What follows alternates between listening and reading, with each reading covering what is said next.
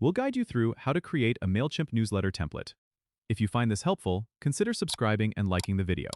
First, go to the Mailchimp website and log into your account. Once you're in, head over to the left-hand sidebar and click on Campaigns. From there, you'll want to click on Email Templates, which you can find under the Content section. Now, you'll see an option to create template in the top right corner. Go ahead and click on that.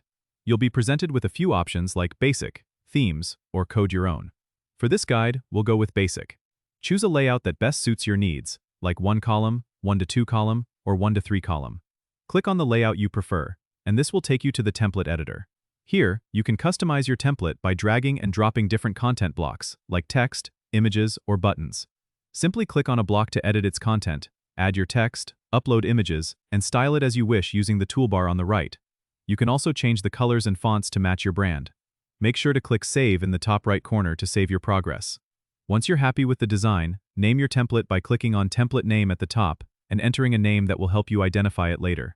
Finally, click Save and Exit to finish up.